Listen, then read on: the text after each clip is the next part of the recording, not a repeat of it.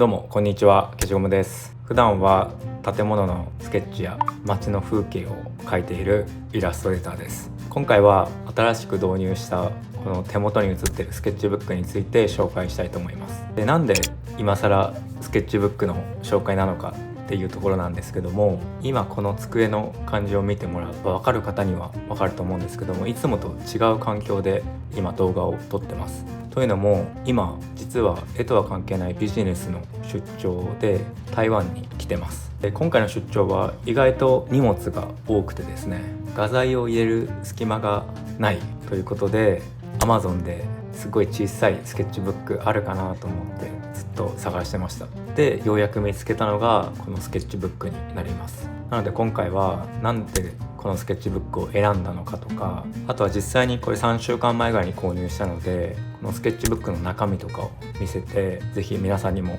使っていただきたいなと思い動画を撮ってます。よろしくお願いします。消しゴムチャンネル。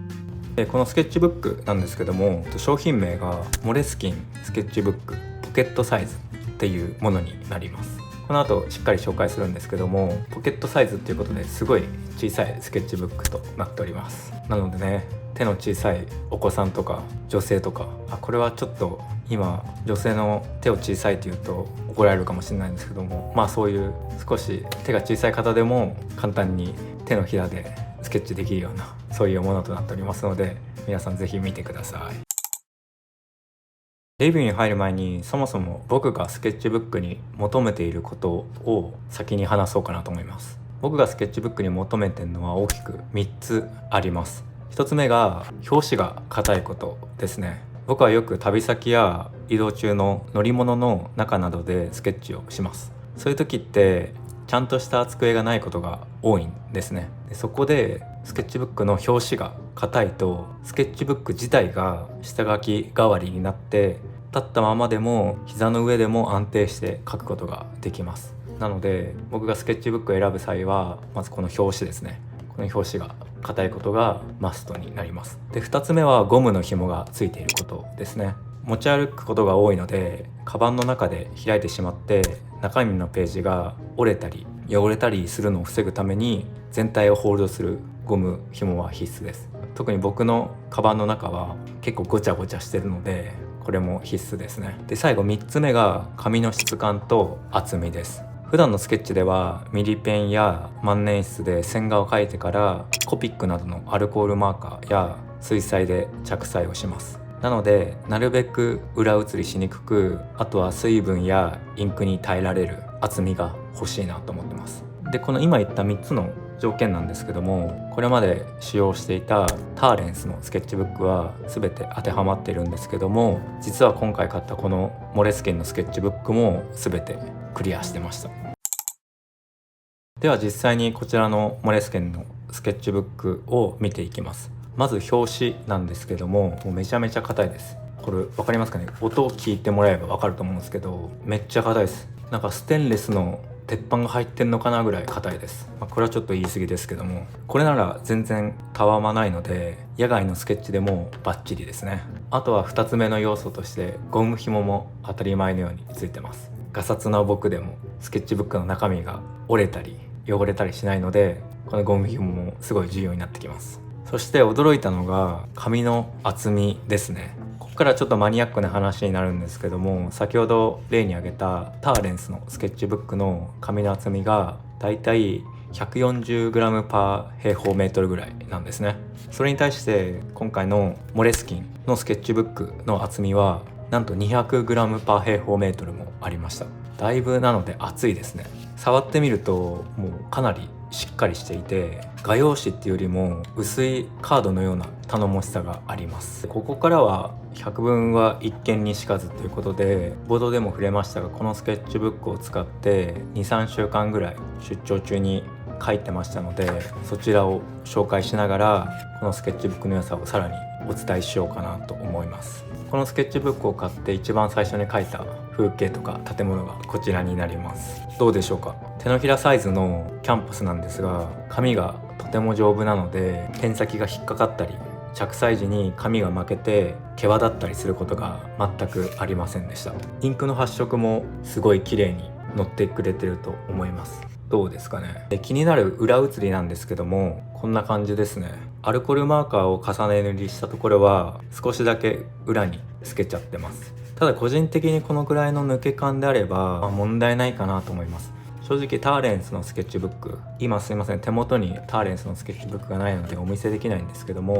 これよりも裏写りはしてますので、正直僕は許容範囲かなって思います。例えばこのカメラのスケッチとかはそんなに厚塗りしてないんですけども、厚塗りしたところは少し裏写ってますけども、一度塗りのところぐらいはそんなに裏写りしてないですし、やっぱり紙の厚みが 200g パー平方メートルということで、とても厚い、それが効いてると思います。他にもいろいろスケッチしてまして、これは前回の動画で話したかな、コピックマルチライナープラスを使ってエトワール凱旋門を描いたりとか、あとはこれ出張中に描いてたやつですけども、ホンダの建物とかいろいろ描きました。このミニマムサイズなのでちっちゃい絵も映えますよね。スケッチブックって描いといっぱい描ける反面、いっぱい描かないとスケッチブックが完成しないんですね。だけどもこのスケッチブックは手のひらサイズなので、1ページに1個書いただけでこのページが完結するんですよ。で、スケッチブックのいいところって後で見返した時の努力量が分かることだと思うんですよね。例えばこのスケッチブックが本棚にバーってあったら、それだけでこんだけ過去頑張ったなって思えると思うんですが、スケッチブックが小さいと当たり前ですけど書く面積が小さいので、すぐにこのスケッチブックが埋まっちゃうんですね。コストパフォーマンス的に悪そうなんですけども、僕はそれよりも目に見える努力の方が大事だと思ってるので、何言ってるか分かんないと思うんですけども、いっぱい小さいスケッチブックが本棚に並んでる方がいいかなって思います。要は人間っていうのはやっぱり達成感がすごい重要な生き物だと思うので、そういった意味ではその人間の欲を満たしてくれるいいスケッチブックだと思います。話が脱線しましたが、こういう感じでいろいろスケッチしましたが、めっちゃ描きやすいです。なのですごいおすすめです。このスケッチブックの最大の特徴は何といっても、先ほども何回も言いましたけど、この小ささだと思います。今寝る前でパジャマ姿で恐縮なんですけども、このスケッチブックが小さいっていうことを実演したくて、そうですね、これ今見えてるカバンがいつも普段使っているコンビニとか行く時によく使ってるんですけども、すごい小さいカバンなんですが、このすごく小さいカバンに対してもこのスケッチブックはこんな感じでですね、ちょっと黒いカバンに黒いスケッチブックで分かりづらいんですけども、簡単に入れることができます。さらにですね、これポケットタイプっていうことで、ズボンのポケットにも簡単に入れることができて、こんな感じでポケットに入れてもちょっとシルエットは崩れてしまうんですけども、いかついお兄ちゃんが使ってるような長財布よりも小さいぐらいの大きさなので、最悪手ぶらでこのスケッチブックを持ち運ぶことができます。すごいですよね。これはめっちゃちっちゃいと思います。